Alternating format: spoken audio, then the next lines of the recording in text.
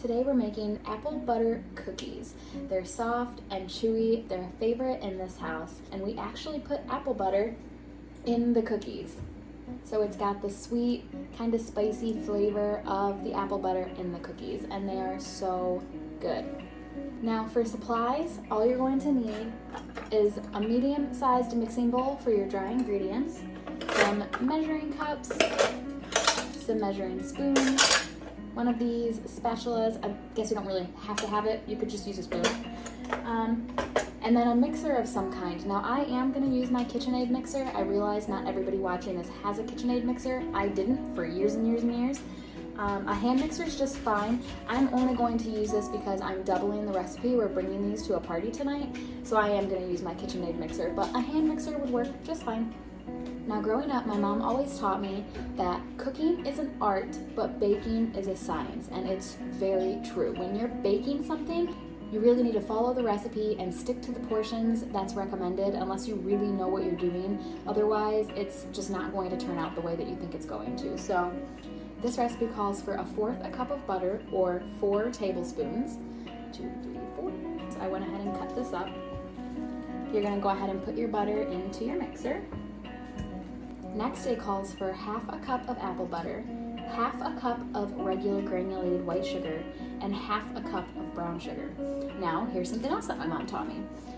When you are working with the same amount of dry versus wet ingredients, always do the dry first, because if you only have one measuring cup, now it's wet. If you go wet first and you have to clean it, dry it off, wait for it to truly be dry, it sounds like common sense, but you'd be surprised how many times I accidentally do wet first and then I'm just stuck waiting. So we've got our 1/2 cup measuring cup, and we are going to do the sugars first and then the apple butter.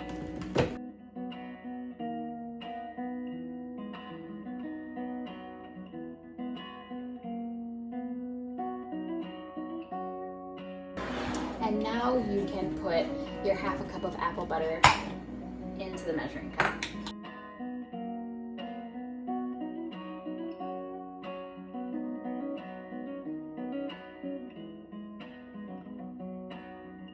Okay, now that we have those ingredients combined into our mixer, we are going to combine them on low. While that's combining, you want to go ahead and get your egg and vanilla ready, because once this is combined, we're going to add that in. Every now and then you want to stop what you're doing and scrape down the sides, and then also get whatever's stuck inside the thing, because I have a huge chunk of butter stuck in mine right now. Oh, shoot. See? Get out of there. Out.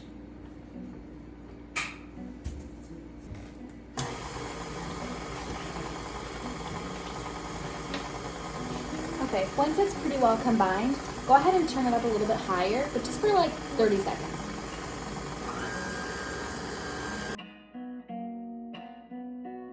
Half a teaspoon of vanilla. Turn it back down to low. And 1 egg.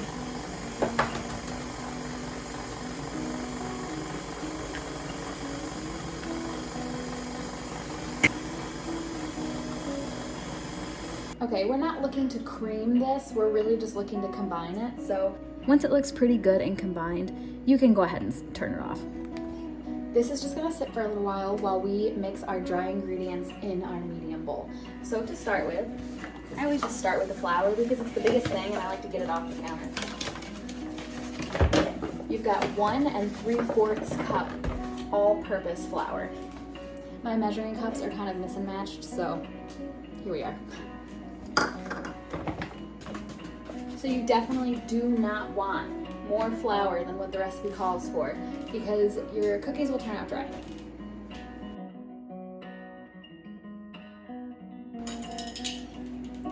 See, what did I say? I just got done giving you the lecture about dry versus wet ingredients. We need our 1/2 teaspoon for pretty much all of the rest of this stuff. So now I have to wash it, dry it off with a paper towel, kind of for a minute to get it to really dry.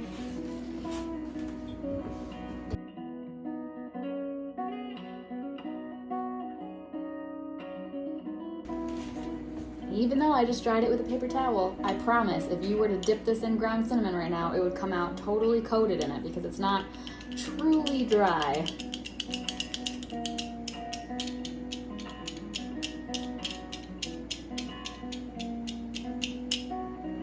Let's give it a shot.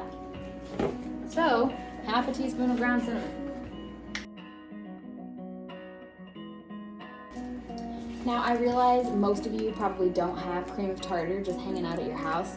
I do because I make snickerdoodles a lot, and snickerdoodles have cream of tartar. It's kind of what gives them that signature flavor that you would expect from snickerdoodles. But it's pretty affordable, and I recommend just grabbing it, keeping it in the house.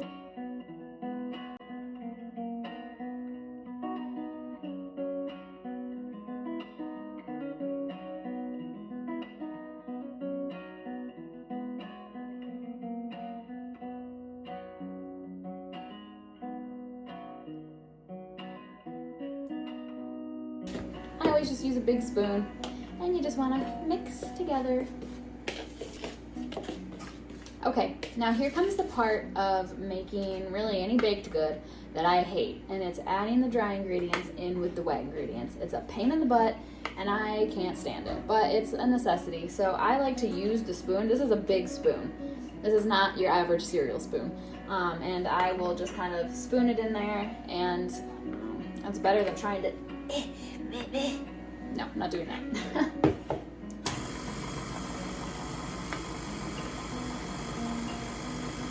And even with the spoon method, I still make a mess. Just watch, you'll see.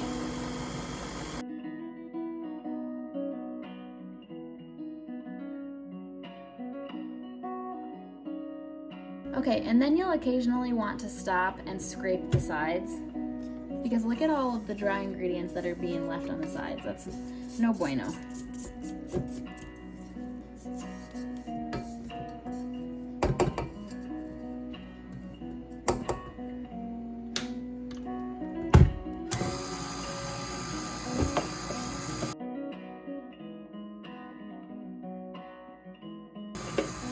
Okay, once I'm to the end, I'm like, all right, I'm gonna join the cool kids.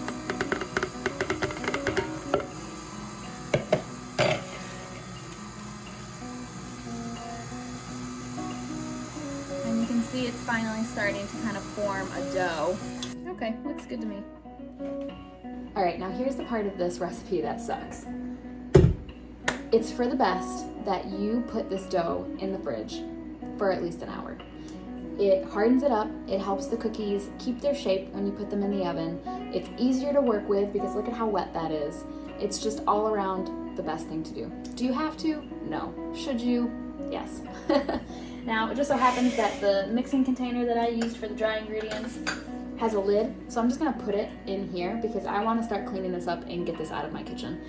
I keep this in the dining room because, hello, shoebox kitchen, I don't have room for this on my counter. So, I'm gonna do that.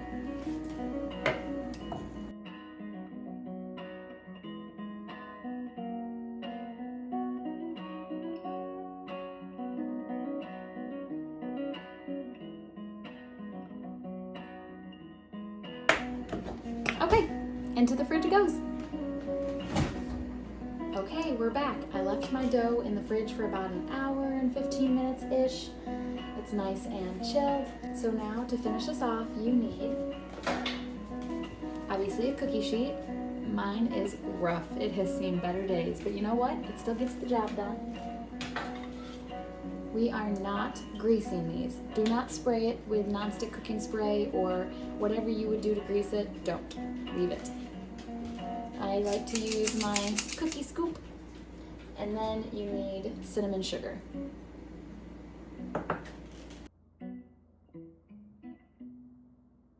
I'm going to take my rings off.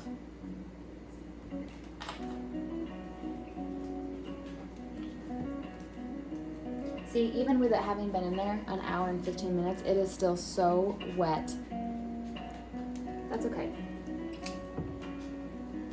Oh my gosh, it's so wet. Roll it in the cinnamon sugar. And then place it on your cookie sheet.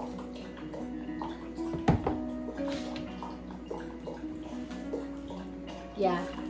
I recommend leaving this in the fridge even longer if you can. I'm gonna put a little out when I talk to you about it with the ingredients in the beginning. I'll mention it. This really needs to be left in longer. It's just so wet and sticky that it's difficult to work with, and that's the problem that we're gonna run into here right now. But I'm already here. We're doing it. But like now my fingers are sticky. It's just difficult to work with. That's all. It doesn't affect the recipe at all. So yeah, leave it in the fridge at least 2 hours, if not longer, when you make these.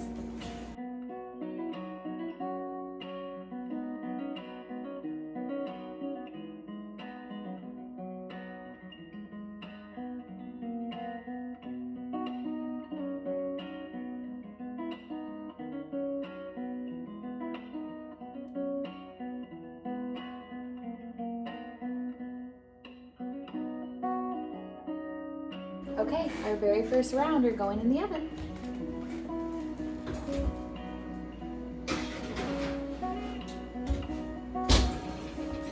These bake for about 13-14 minutes. However, I have a gas oven and everything bakes so much quicker in my oven. So I'm gonna put them in for 11 and then I'll check them.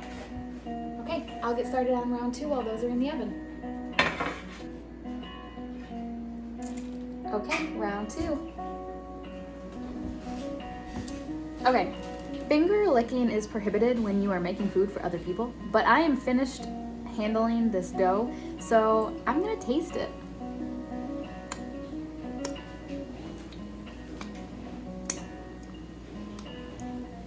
That is so good. Oh, I'm so excited.